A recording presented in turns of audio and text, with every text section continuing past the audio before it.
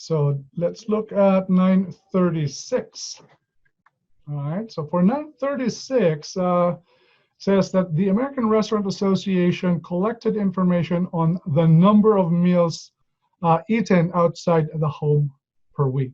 Okay, so in that first sentence, the variable is defined. So the variable here is x as the number of meals eaten outside the home per week by married couples.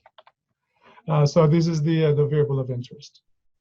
In terms of the classification of the variable of interest, this one is discrete, right? Since it is a counting number. But it is a form of measurement in terms of the behavior of married couples measured in terms of number of meals they eat outside the home per week. So that's the classification of the variable. And then as far as number 3 is concerned, what is the probability distribution of the variable x and y? And in this case, again, we're talking about number of meals eaten outside the home per week. So we're talking about, can anybody tell me what distribution is involved when we're talking about number of occurrences within a given interval? The Poisson distribution. Okay, so, but in this case, if we look at the sample size, how big is the sample? 60. 60, right? So again, by virtue of the central limit theorem, we can use the normal distribution as an approximation to the Poisson distribution, so that we can construct the 97% confidence interval for the population mean. Is that clear? Poisson originally, since n is greater than or equal to 30, in fact, the sample size is equal to 60, that in computing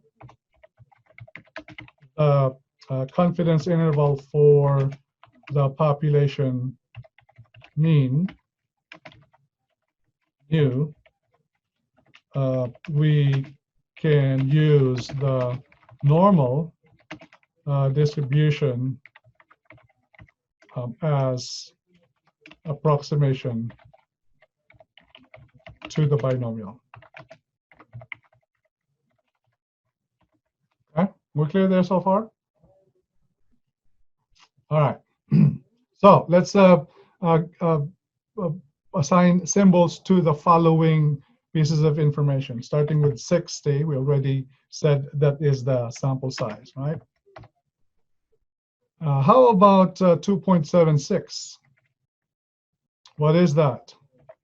What's the symbol that we will assign to 2.76? That'd be S. S, is that the sample standard deviation? X bar. X bar. That's a sample mean, right? But the 0.76, it is a standard deviation, but which kind? Is it sigma or is it S? That'd be S, right? That's right. Okay. Because it was computed based on the sample.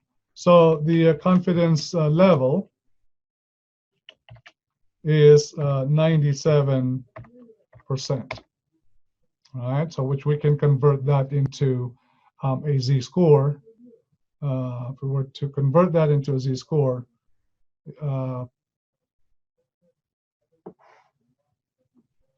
Renee, yes. I think your S is 0.75 instead of 0.76. Oh, okay, thank you. Yeah, I got the red line is covering the the numbers. All right, thank you so much for pointing that out.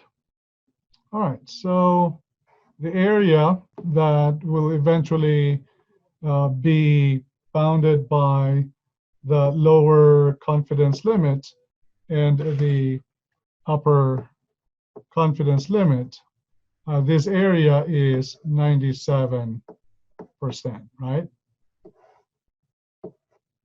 Therefore, for us to be able to obtain the Z corresponding to a 97% area confidence interval, we will use the function, if you were to use Excel, the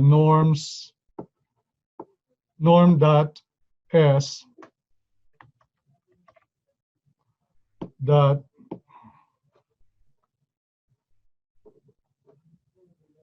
norm.s dot inverse point, what number should I put in here? And that number is the probability of that tail end. 0.03. 0.03. So if that's 0.03, this must also be 0.03. And if we added those three numbers, they're going to add up to more than 1. So what do we need to 0.03?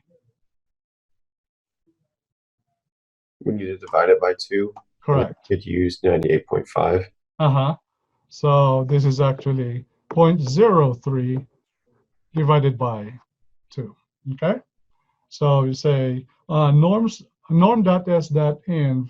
0.015.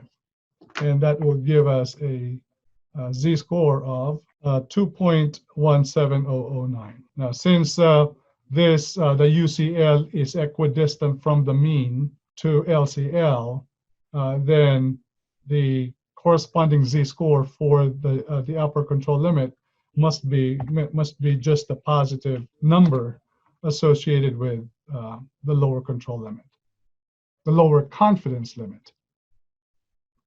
All right. So that's if you were using the long formula where you compute the confidence interval using this formula here.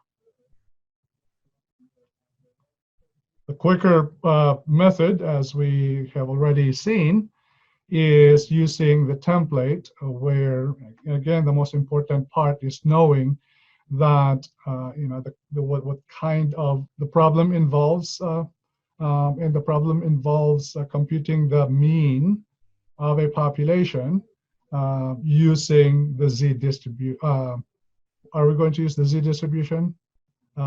We can, right? Because the sample size is 60.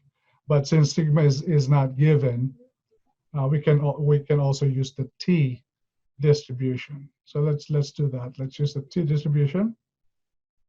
What was the sample mean? How many times per week on average? 2.76. 2.76, thank you. And then the sample standard deviation, 0.76 or 5, is that right? The sample size.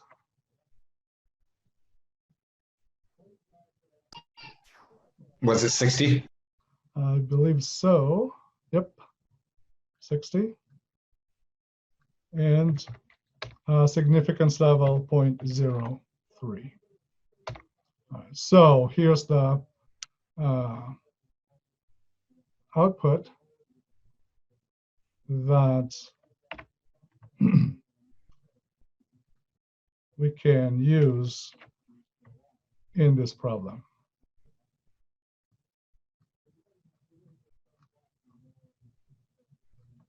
Okay. How did we notice like the T distribution again? I think I missed that. Oh, well, because sigma is not given. So, remember that the sample standard deviation is the one that is given. So we use the Z only if sigma is given, or if the sample size is larger than 30. But in this case, you can still use the T distribution just because sigma is not given.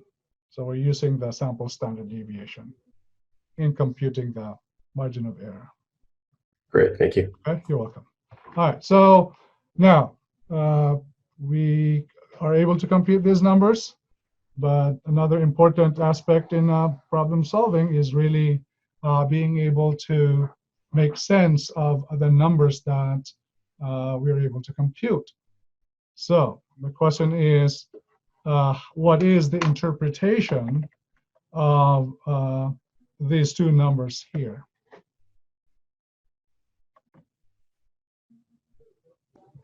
Is it that we're 97% confident that people will have between 2.545 and 2.975 meals a day? Okay. All right, so let's say it again, please. 97% confident. Confident that the Confident number of meals a that person, the what? Yeah, the go number, ahead. the number of meals a person will have per day is between All right. 2.54 and 2.97. There's a word missing there. We're not talking about just the number of meals, but the actual average. Right? We're talking about the mu, the actual average of number of meals per week couples eat outside the home or the house. Married couples. All right. So let's complete this. Is between these two numbers, 2.545 and 2.975. Okay, let me make some amendment to this statement here. So we are 97% confident that the interval 2.545 and 2.975 contains the actual average number of meals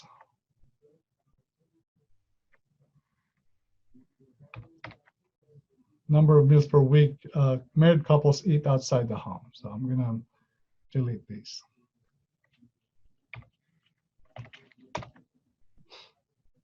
Okay.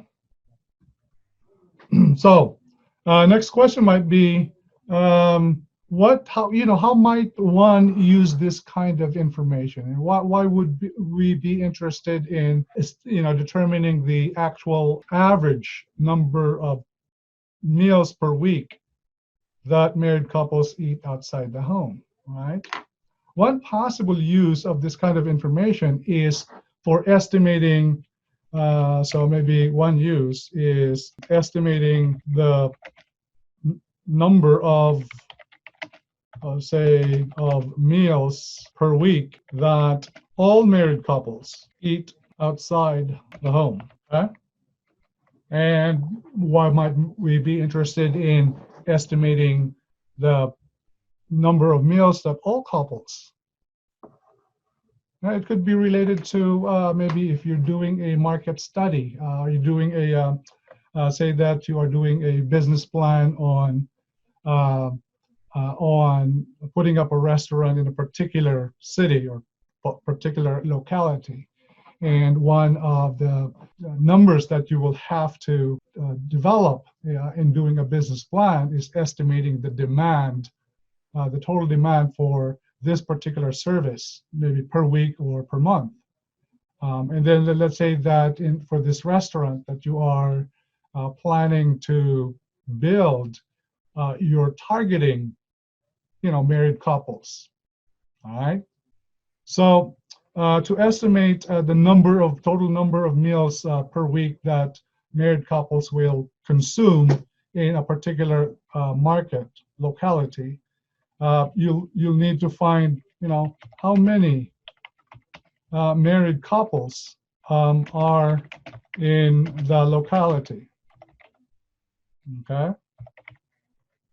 Say that you're able to obtain this information through maybe Esri or through the local chamber of commerce. Let's just put some contrived numbers here. Let's say that you have 5,000 married couples.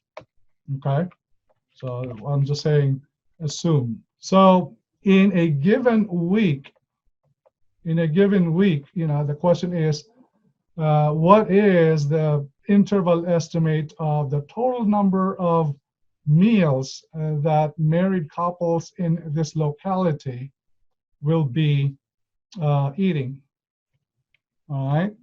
So the lower control limit, sort of maybe worst case scenario, that would be this 5,000 times the 2.545.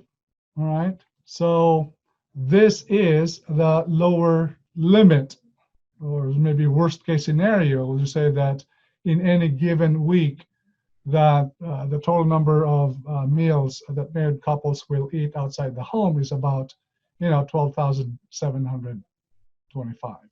What's the upper limit? Best case scenario. Best case scenario, that would be 5,000 times the 2.975. Okay? So best case scenario, that will be the number of meals served, eaten, demanded by this target market. I have a question. Sure. If we only have 5,000 married couples, how do we get so many more? How do you get so many more married couples? On the limits. Am I misunderstanding? No. I think those numbers yeah. are meals eaten outside of the home. Oh, Right. meals. I'm thinking couples, not No. meals. Okay, I'm with you Right. now. Okay, no problem. So what we've done here is just we've used this information in estimating the market demand.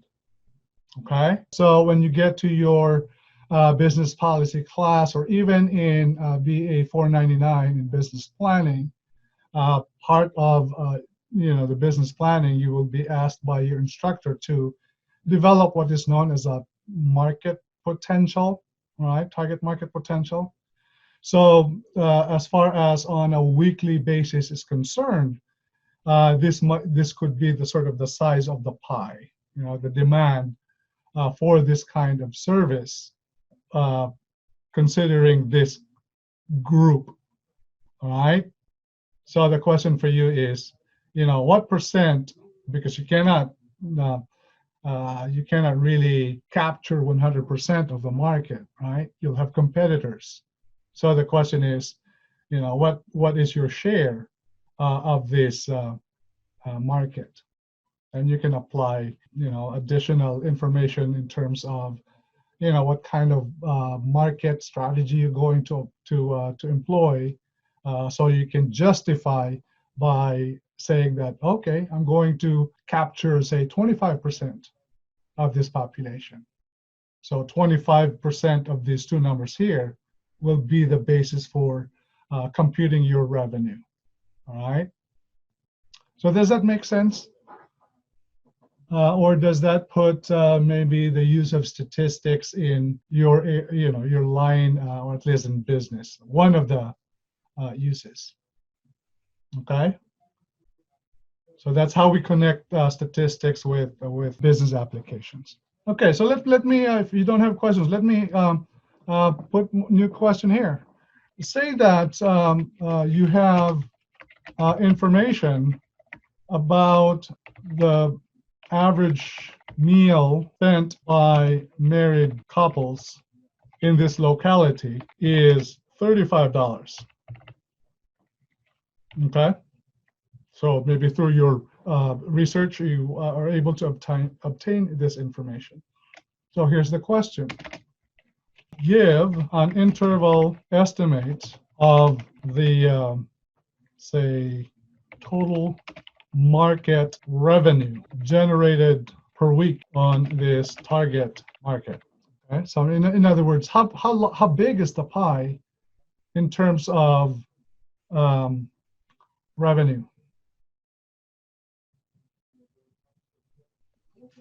Do you want per couple or for like the whole No, thing? for the market, for the total market. Do we just multiply the 12,725 times the 35, or do we Yep. do? That's right. Yep. That's it. That's it. That's the answer. Okay. That's the lower control, lower confidence limit, and the upper confidence limit would be multiplying upper limit of the total number of meals eaten by married couples per week times the $35 average. 35. Oops, did I do it right? Okay. Well, how come this is too small? I just did not put the 5 after 3. And so from a total market potential estimate, you'll say that in this city, the range of total number of revenues that will be generated by this through this target market is between 445,000 and 520,000. Okay. Are we good here? All right, thank you. All right, how about this one? Warren County Telephone Company claims in its annual report that the typical customer spends $60 per month on local and long distance service. A sample of 12 subscribers revealed the following amount spent last month. So you're given here in this problem raw data, what we call as raw information. All right. And in this raw data, we are going to do the following. One is to generate a point estimate of the population mean. And then we are to develop a 90% confidence interval for the population mean. And finally, we're going to make some inferences based on the confidence interval that we compute. Okay. So as far as the 3 questions are concerned, I already have that information. So the variable of interest, the amount spent on long distance and local calls per month. It's a form of measure, right? So X is continuous. So X is a continuous random number. And the parameter of interest is the true mean of the variable, meaning we want to find the population mean or the average amount, the true average amount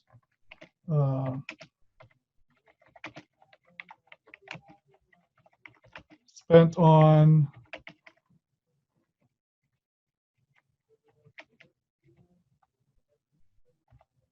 local and long distance calls per month.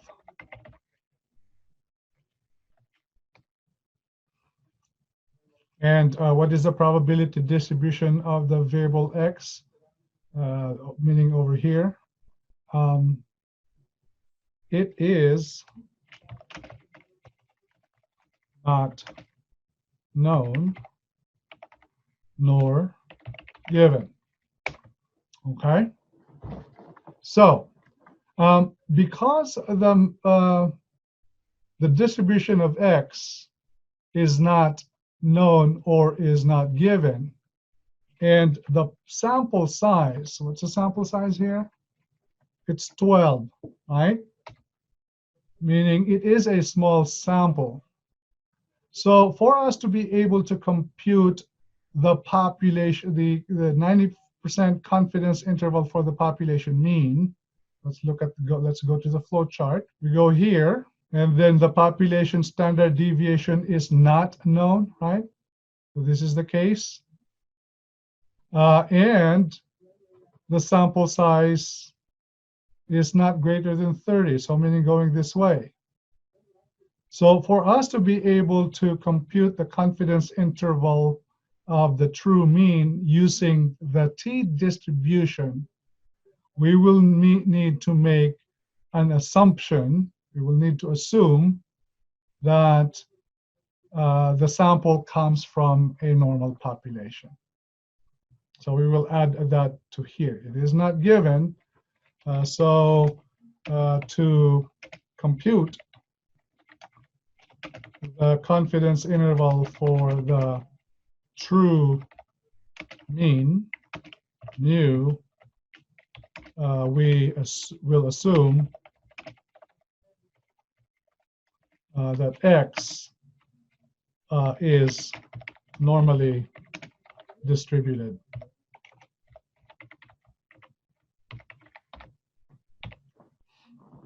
Okay, so that's the assumption. Does that mean that we have an X and an X bar? Well, yeah, you have an x. This is the x. The x bar you can compute. Right, so X would be 60, then X bar would be 62.58.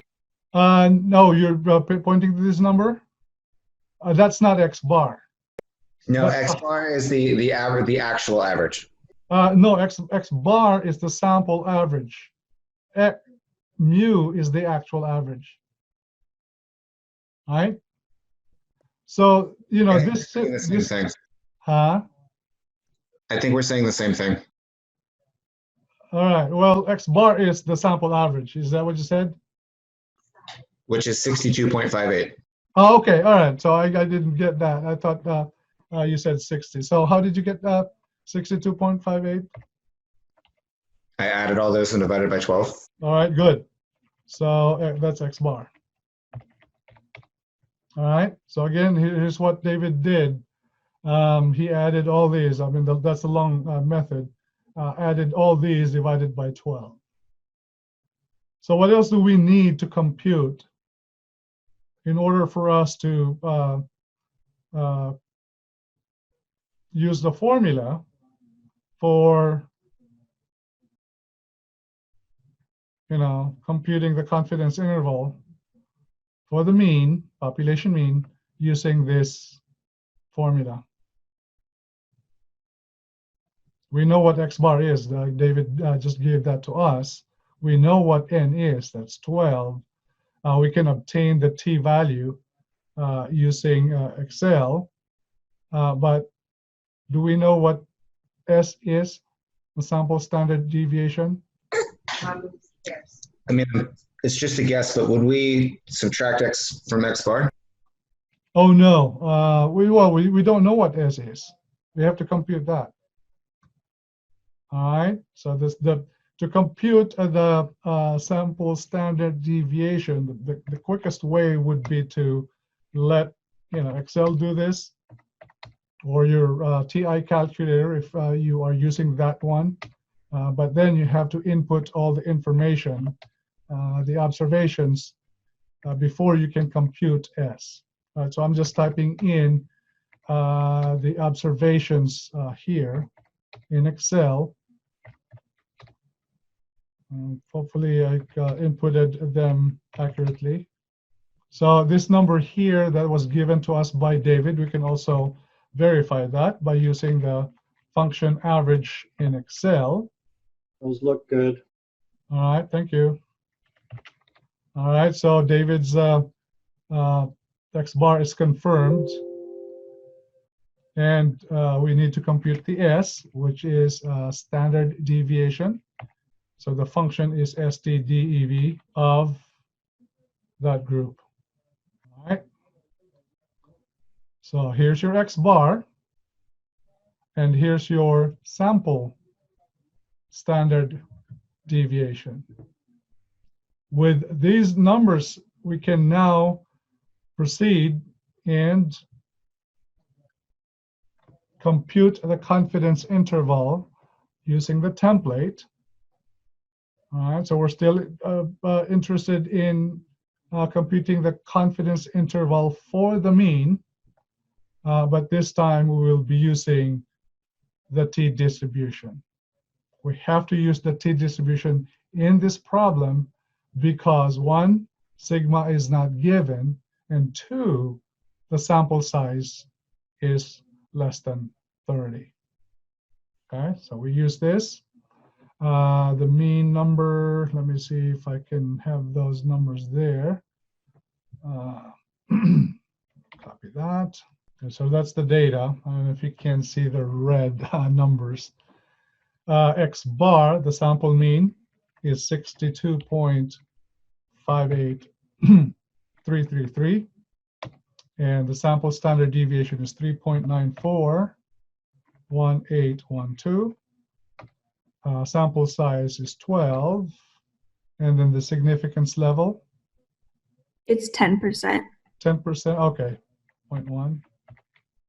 All right, so here's the 90% confidence interval for the true average amount spent per month on long distance and local calls, okay? So we were there was a question that we needed to answer. And the question was, is the company's claim that the typical customer spends $60 per month reasonable? Yes, it is, because it's between the intervals. Okay, is it between the intervals? No, not quite. It's outside of the interval. It's outside. You're right. Sorry, I misread that. No problem. Yep. So yeah, 60, the hypothesized or the claim of $60 is below lower confidence limit. Okay. So what further sort of conclusion can we make in terms of the true average amount spent per month on long distance and local calls? We know that it's not $60. So what statement can we say that will be correct? What statement about the true average? Would it just be the confidence interval with the 90%? So saying like it's 90, we're 90% sure that, or confident that the true average amount is between the intervals? Okay, or the interval contains the true. Yeah. Somewhere in your book, it'll make a distinction between those two. So yeah, so that's one. But the other conclusion that you can make is that you can say that the true average amount spent per month by customers on local and long distance calls is greater than 60. And in fact, you can say that, who was that? Was that Iridian? That you can say that this interval contains the true average. Okay, it can be as low as $60.50 or as high as 64.63 cents. All right. Now that kind of analysis is known as inferential statistics. Inferential in the sense that we are using a sample, and from the sample we compute an X bar, all right, which is the point estimate of the population mean. And in using the X bar, we compute the lower confidence limit and upper confidence limit. And based on this, we make inferences about the true value of this unknown population mean. Okay, we good on this problem? Can I throw a monkey wrench in here? Sure, go ahead. Make my day. Okay. On your template, under Uh-huh. descriptive statistics that we haven't shown this group yet. Okay, so what's What the I'm not monkey sure wrench? about on that is, can you use that when you're using the t-distribution, or can it only be used for the z-distribution? Yeah, it can only be used for the t distribution. For the T, T, yeah. it can be But used. you for know, the if T. you use that template, when the sample size is large, you know, if sigma is not given, then you'll still generate the correct answer. Okay. So you can only use that for the t distribution and computing the confidence intervals. You haven't showed these guys that one yet. All right, good. It's not really a monkey wrench, Doug. It's a it's a clarification. All right, now that you pointed that out, you know, the Doug is talking about this descriptive statistics. You know, this is another way that you can compute things like X bar and S. They are descriptive statistics. So I copied this data here, and I'll paste that onto here. All right, I'm going to change this to, what was that, dollars per month. That kind of the name of the variable. See these numbers here that this template is computing? That should be the same as, let's see if that I'm speaking the truth. That should be the same as this, right? So it's kind of just a little bit reversed. So the lower limit is 60.539, and this is rounded. The upper limit is 64.636, and this is rounded. Okay. So that template, the descriptive statistics template, also computes the X bar and the standard error of the mean, or the standard deviation. So, you know, it gives you more information. Thank you, Doug. So let's take a 5-minute break. All right, we are back on record mode. Okay, so let's look at this new problem. There are 20,000 eligible voters in York County, South Carolina. A random sample of 500 York County voters revealed 350 plan to vote to return Luella Miller to the state Senate. So we are asked to construct a 99% confidence interval for the, and it states explicitly here, the proportion of voters in the county who plan to vote for Ms. Miller. And from this sample information, can you confirm she will be reelected? All right. So the problem involves estimating this unknown true proportion of voters in the county who plan to vote for Ms. Miller. And you, I'm sure every year, or maybe every 4 years or every 2 years, you see all these polls that are conducted to get a pulse of, local elections or even national elections, and with the aim of estimating the true percentage of voters who would be voting for a particular candidate. So,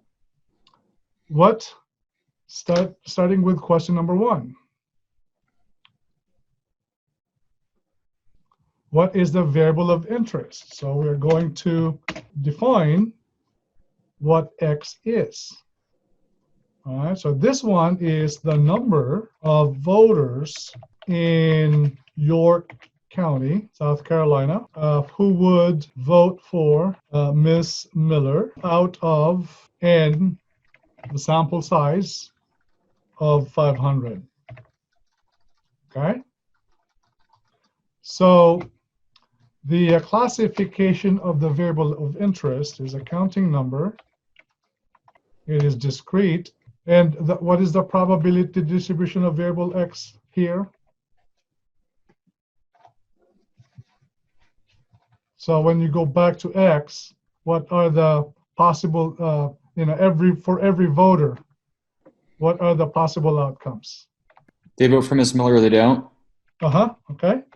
Either vote for or not.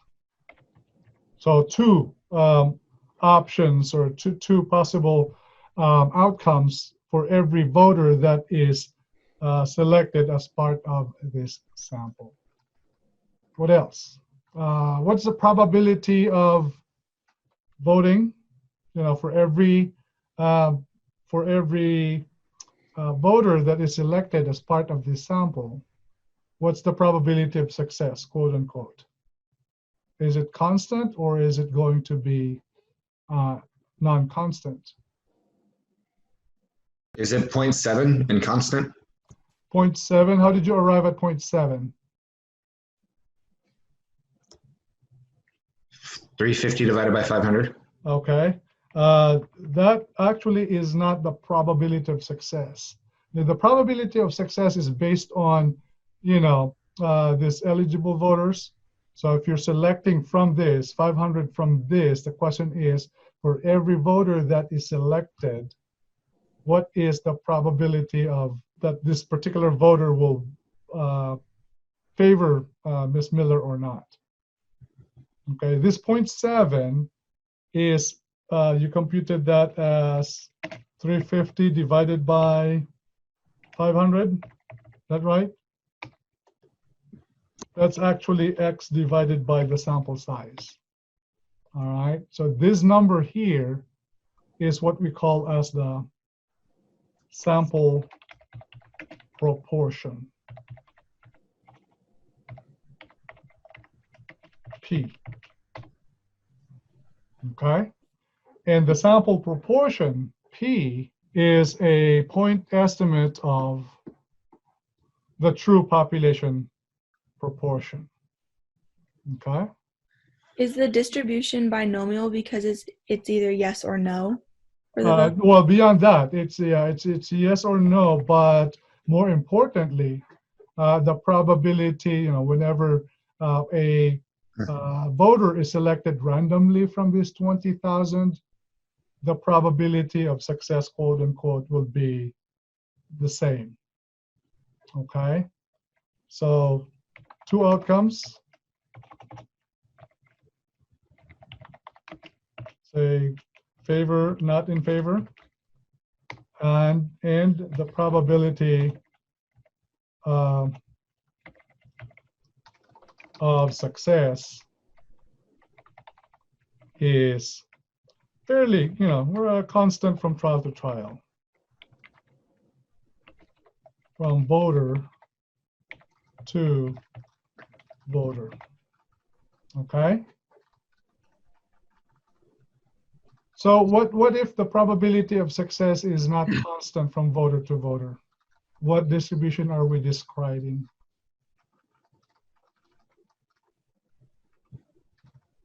It's kind of a review of, you know, the first week, which is part of your first exam. When you say not constant, do you mean that they're not independent? Yeah, so meaning it changes from, remember the card game example? So would it be hypergeometric? Hypergeometric, correct. Okay. So although here you are selecting this you know, this sample from a finite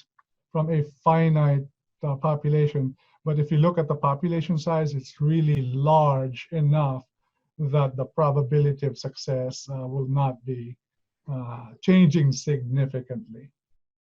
Okay, so in this case, we can say that we're talking about a binomial distribution. All right.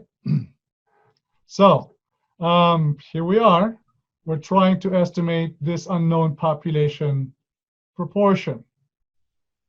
In fact, we need to compute 99% confidence interval for this. So let's go to the flow chart. Okay. We follow this path here.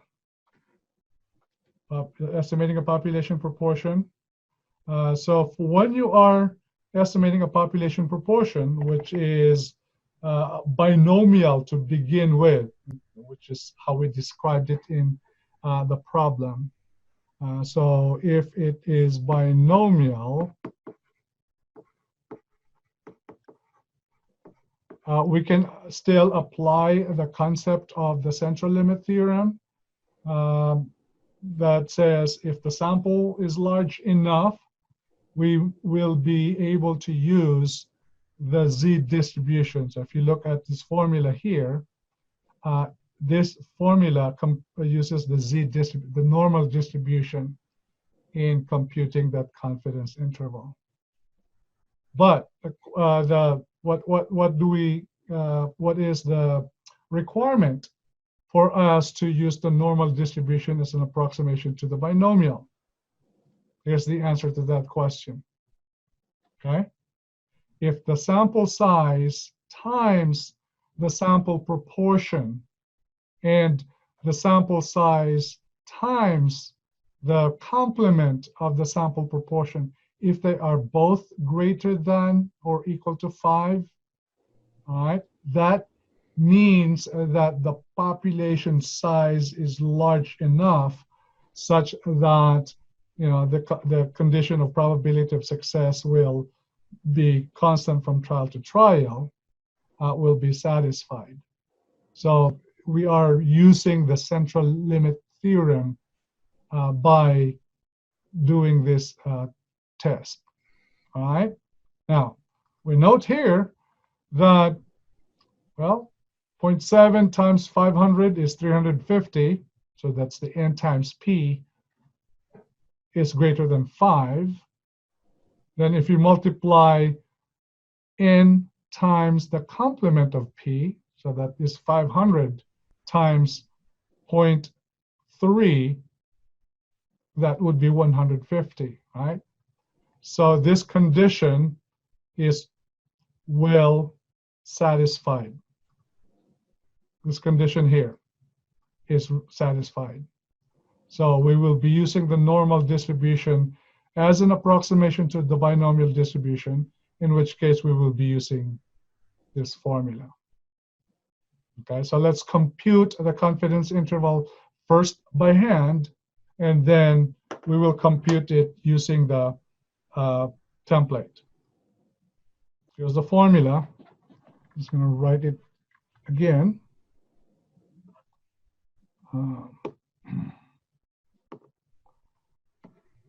What is this? 99% confidence interval for pi is equal to p plus or minus z times, let's see if I just want to make sure that I have the correct formula. The square, z times the square root of this whole thing.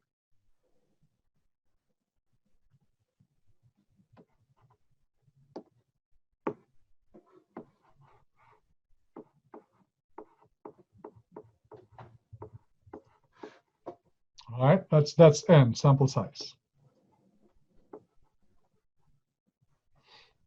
So substituting the information into this formula, we computed p as 0.7,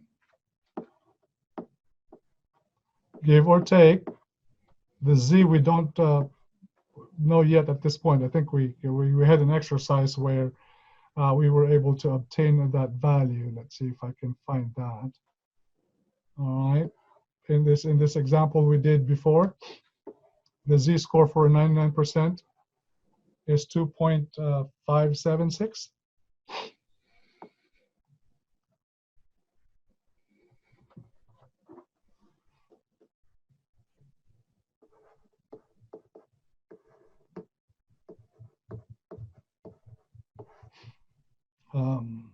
The square root of p, which is 0.7, times 0.3 divided by 500.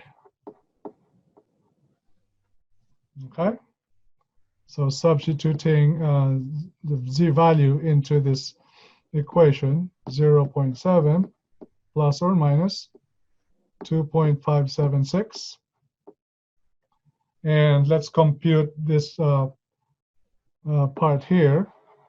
I'm just going to use Excel to compute that, so it's more accurate. Equals square root of 0.7 times 0.3. Okay, so that's the numerator, and then the denominator is divided by 500. Okay. All right.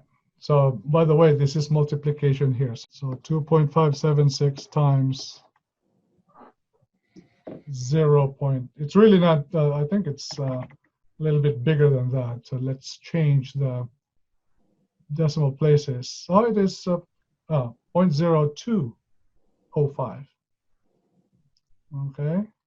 So the margin of error is equal to 2.576 times this number here, 0.0205. Okay, this is known as the margin of error, as we talked about in the last session.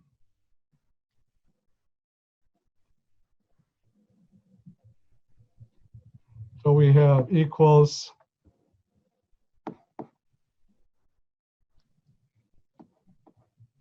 0.7, give or take 0.053.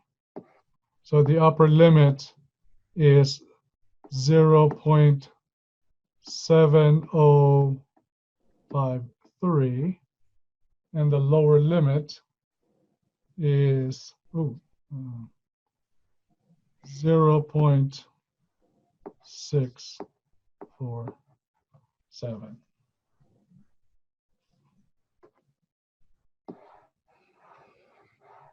All right, so what is the interpretation of this number here? What is the interpretation of this number here?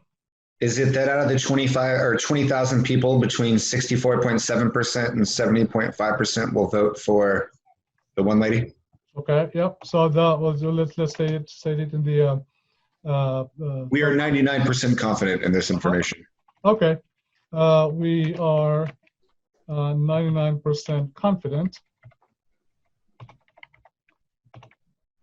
that the interval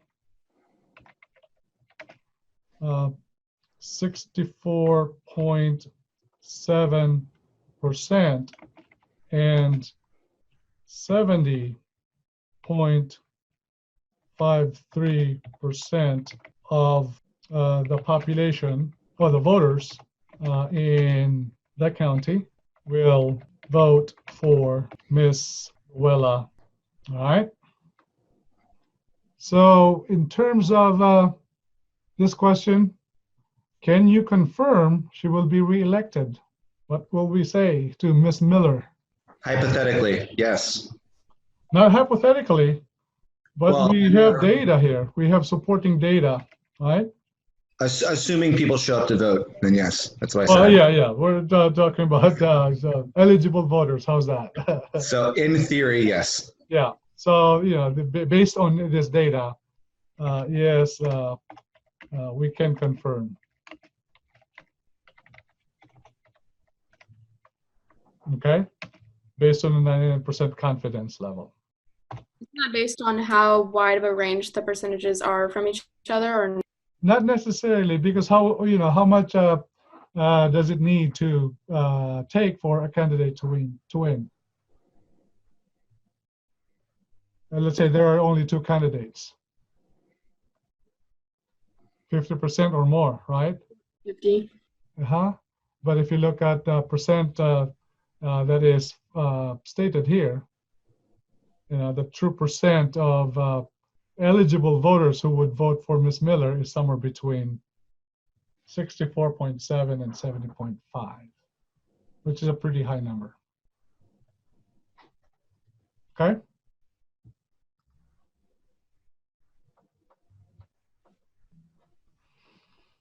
Any questions on this problem? All right, so now we've done, going back to the flow chart, we've done examples for the mean, both using the z and the t distributions, and then the population proportion. We've done example there.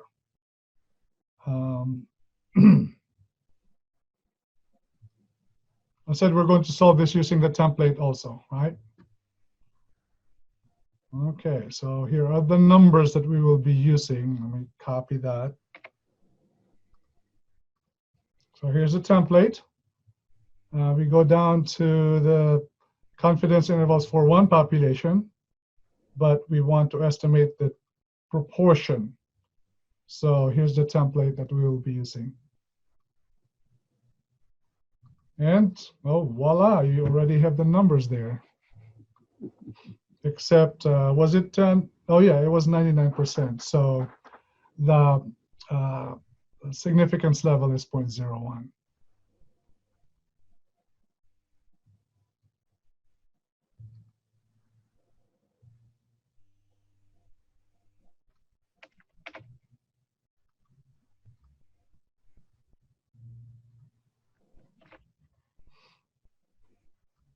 Okay, so this number here, oh, wait a minute, why is this upper control limit?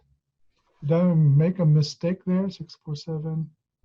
It was just the addition there when you did that formula. It should be 0.753 something. Oh, okay, so I just added a 0 in between 0, 5, 7, and 5. So let me make that correction.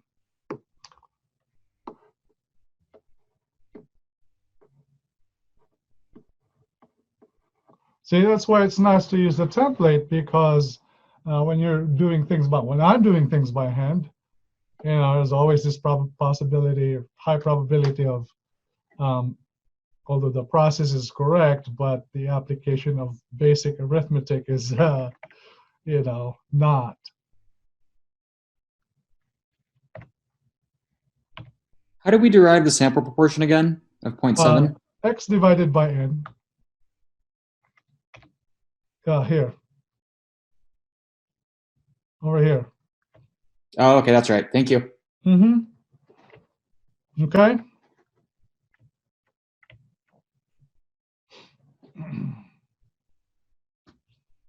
Let's look at another problem over here. So I want to do this too before, hopefully we don't run out of time. So for this particular problem, you are to conduct a sample survey to determine the mean family income in a rural area of Central Florida. Okay. The question is, how many families should be sampled? Okay, so in this second sentence, it's actually asking us to, you know, this. What is the sample size? Okay. You are going to survey, do a sample survey, so that you can estimate an unknown population mean. So essentially, we are using a sample to estimate an unknown population mean. And this is the mean family income in this rural area of Central Florida. So this is the unknown population parameter. In estimating an unknown population parameter, we learned that we take a random sample. And then based on that random sample, we compute a sample mean, which is a point estimate of this unknown, you know, population mean. But before you can estimate X bar, you need to determine how large or how small a sample should you take. And that is the question in this problem. How large a sample should we take? Okay, that's expressed in this sentence. So let's look at the flow chart. the flow chart down here, down below, is a formula by hand for computing the sample size for estimating the mean. Be careful here, or at least pay attention to that and this. So this formula that you see here is for estimating a population mean.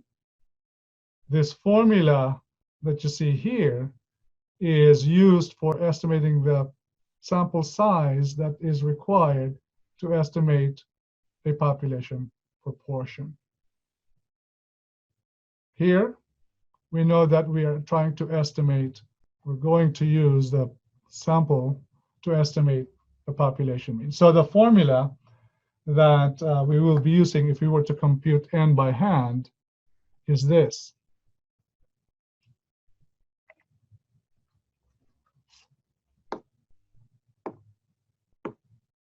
N is equal to z squared sigma squared divided by e squared. All right, where z is based on the confidence level, sigma is the variability of the population, and e is your acceptable margin of error. All right. Now let's go back to the problem again.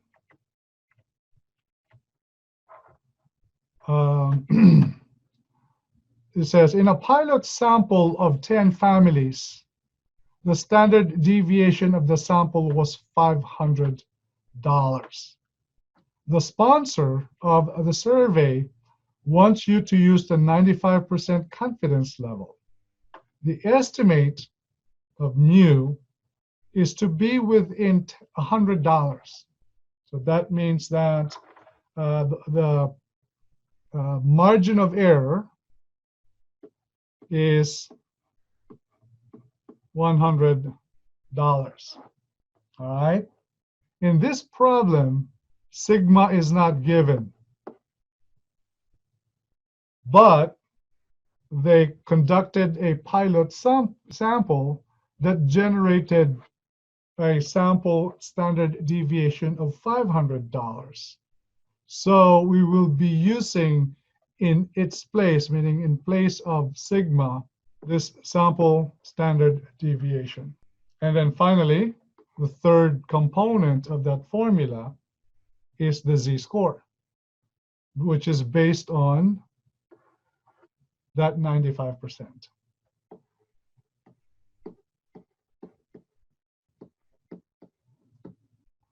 Translates to a z-score of, okay, what's the z-score there? We computed this before. The z-score associated with 95% confidence is 1.96.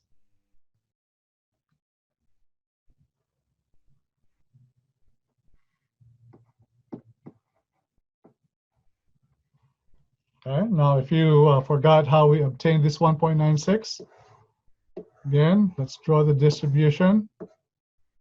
95% is everything between the lower confidence limit and then the upper confidence limit, and this is 0.95.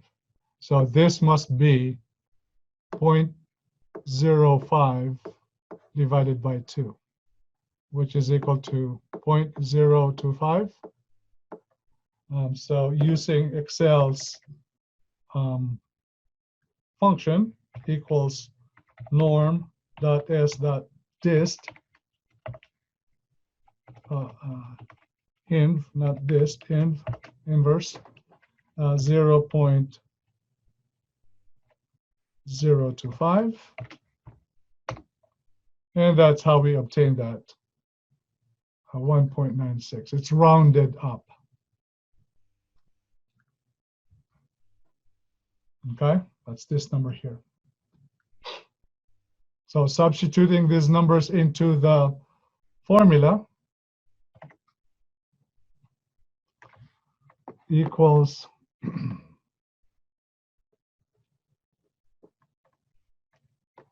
equals 1.96 squared times 500 squared divided by 100 squared.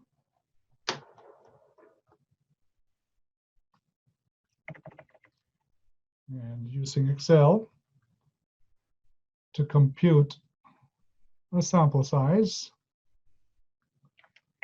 equals 1.96 caret 2. So this is raised 1.96 raised to the power 2 times 500 raised to the power 2. And this whole thing, the numerator, divided by 100 squared. Okay, so that's the answer.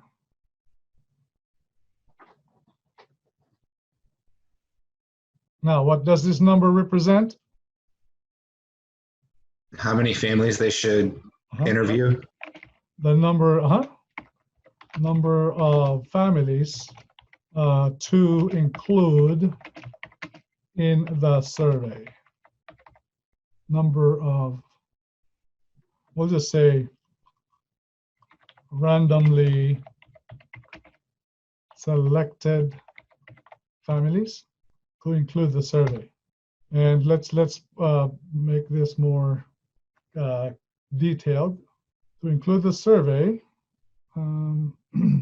in estimating the true average is it household income? Yep, this rural community to within $100 of the true value, the true mean. Okay, does that make sense? Good. All right. So let's move on to the next problem.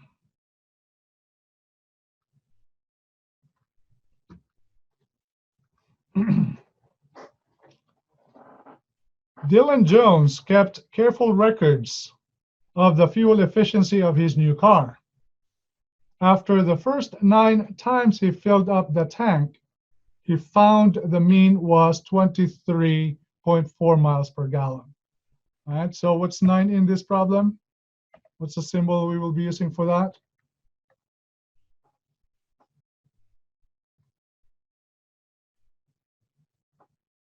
S. Well, I'm sorry, say it again, please. S. Shoshana? S, did you say S or N? S. S, the sample standard deviation? Yeah. Well, he filled up his tank 9 times. That's kind of like your, the sample size. Okay? Oh, I was looking at the 0.9. 0.9. Oh, yeah. The 0.9, yeah, you're right. The 0.9 is correct. You're correct. That's S. All right. How about the 23.4? What is that?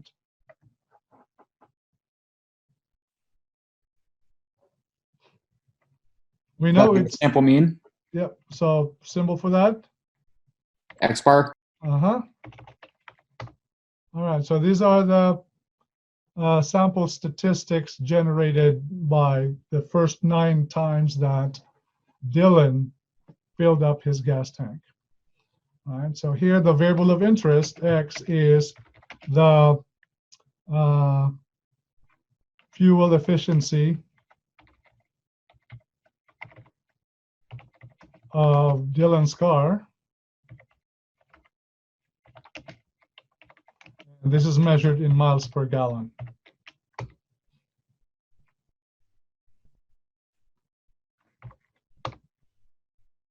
Classification of X, continuous. And the probability distribution, not known, So because it's not known, we will assume that X follows the normal distribution. Okay. So for part A, we are asked to compute the 95% confidence interval for his MPG. So let's do this computation using the template. So help me out here. Here's the template. I'm going to scroll down. Tell me if we're going to use this or this or this.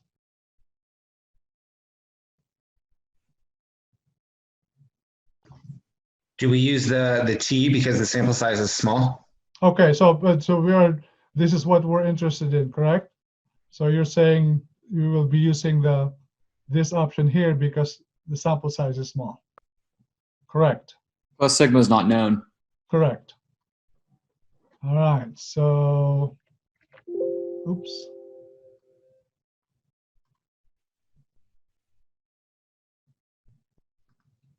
So here's the data. I'm going to delete these. That was from the previous problem. X bar is 23.4. Sample standard deviation is 0.9. Sample size is 9. And the significance level, did it say in the problem? 95%. So we put 0.05 here. So based on the very limited sample size, meaning 9 times that Dylan filled up his car's tank, the average mileage appears to be this interval that you see here.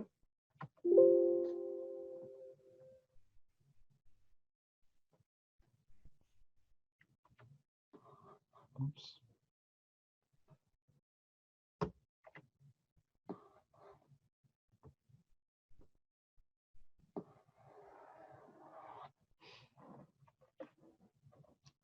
(22.7) and 24.1 contains the true average mileage or efficiency of Jason's car.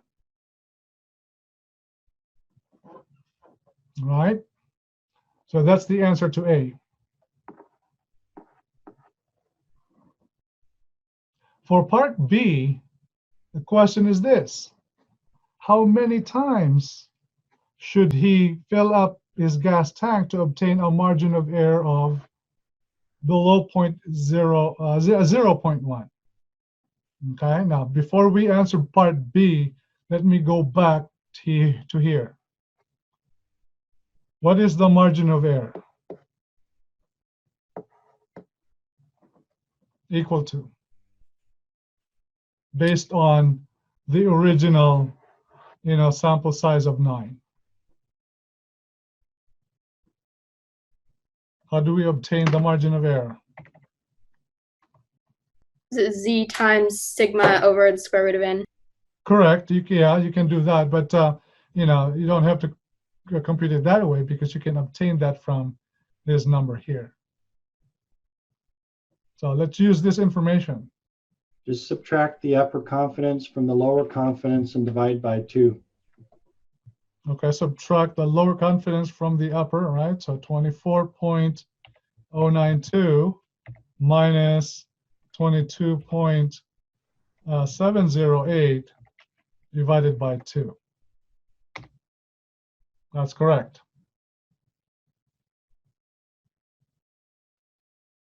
That's the margin of error, given this sample size of 9. All right. So going back to B, they now want a margin of error that is a lot smaller than this.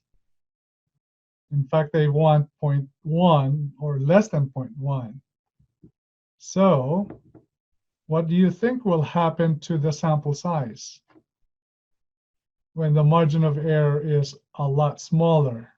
It will increase the sample size. Correct. The sample size will increase by a lot more. The question is how much more? You know, from 9 to what number? Well, let's go back to the template. We can compute the sample size. This one here. All right. So what was the initial estimate of the population standard deviation from the problem? Well, wasn't it 0.9? 0.9. Okay. And then the allowable margin of error. It's 0.1, right? Where did I get that 0.1 from? Well, there it is. That's the margin of error over here. And the confidence level, was it still 0.95? I believe it is. All right, it's still 0.95. So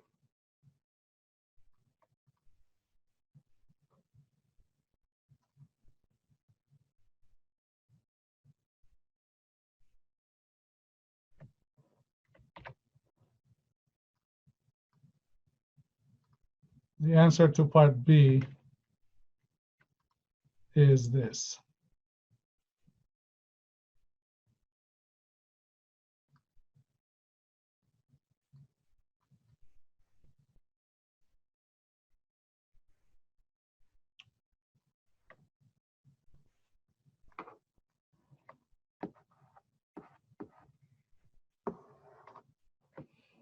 So they will need a sample size, or he will have to fill up his gas tank 312 times so that he will be 95% confident that the estimate of mu is to be within plus or minus 0.1. And this is the margin of error.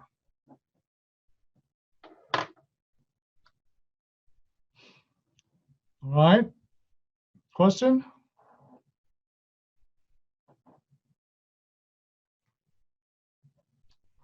Okay. So if there are no questions, then let's do one last problem. Do it in 5 minutes.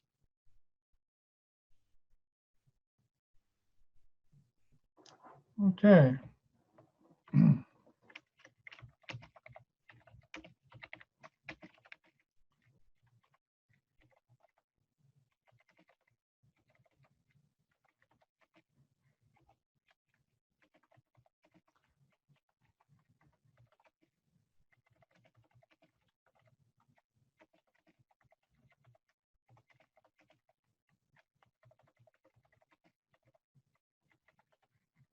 All right.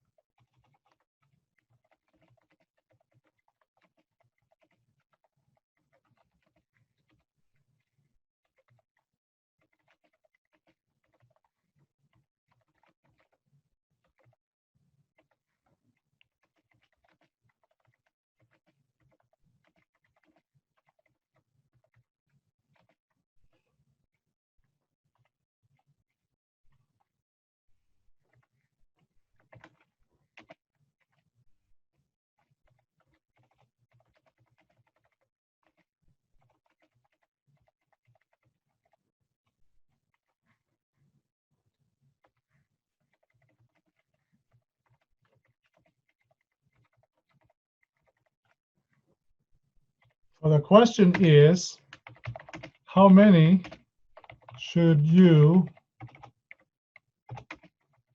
include in your poll?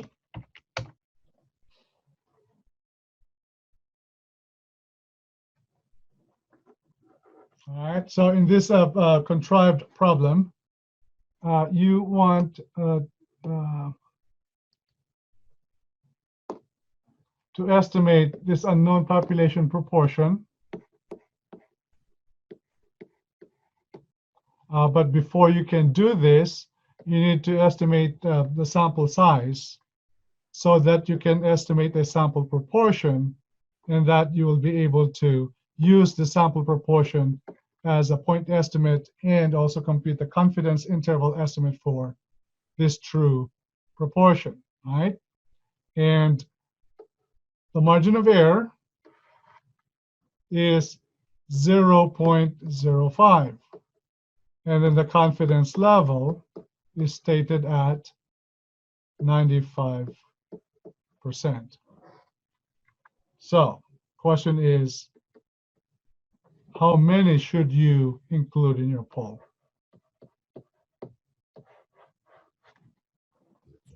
Do we use the c squared sigma squared over e squared? So you're using, let's go back there to that flow chart. Are you using this? I'm trying to. Well, are we estimating the mean?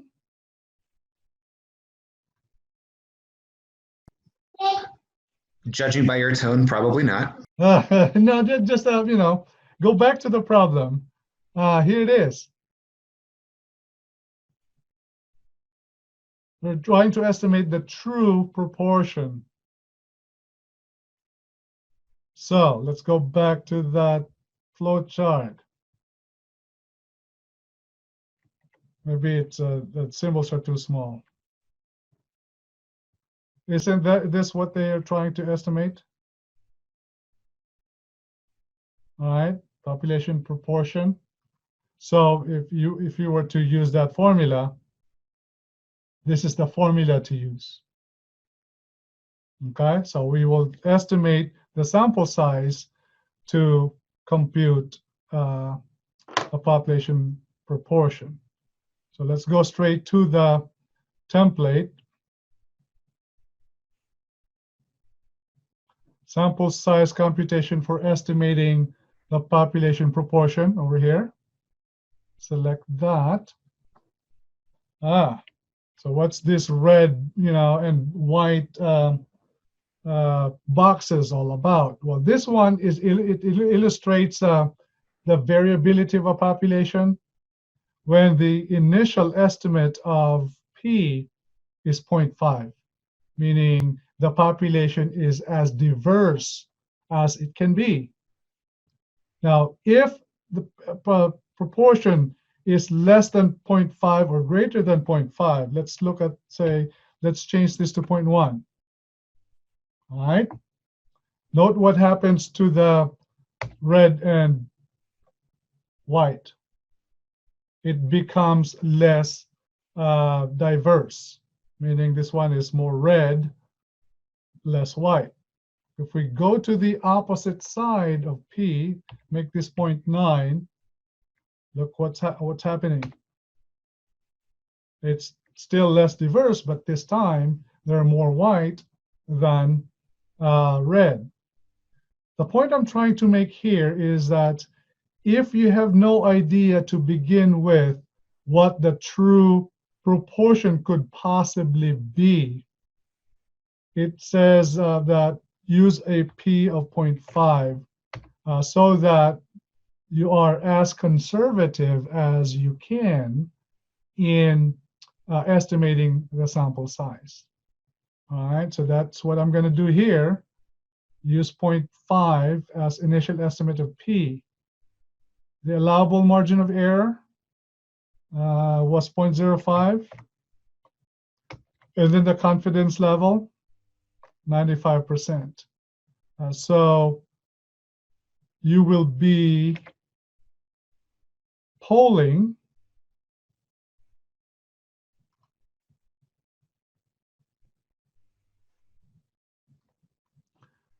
384 people.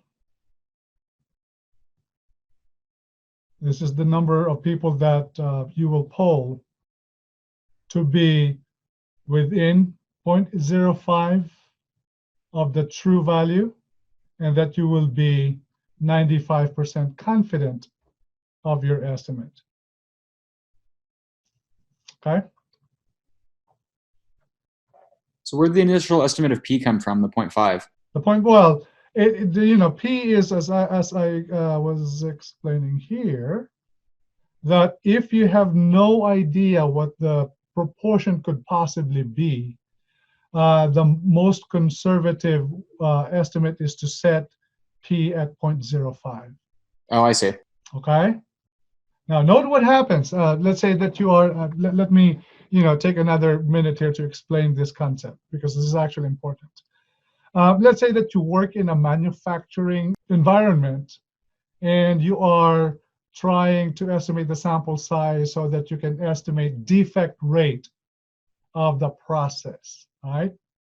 If that is the case, what would be a reasonable estimate of the defect rate in a production setting? Would 50% be reasonable, meaning 0.5?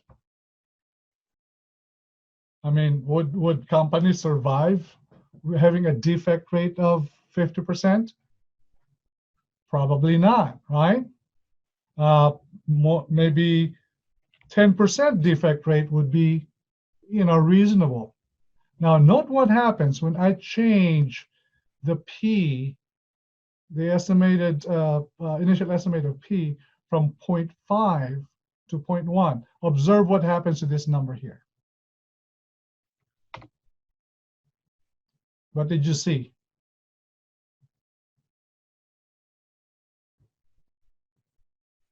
This one changed from 384 to 138. All right. What is the moral, of this example? Well, it tells us that if you have an information regarding the possible value for the proportion, use that information so that you save yourself money and time in sampling. Okay? You only use a 0.5 of P if you have absolutely no idea of what the proportion could possibly be. Does that make sense?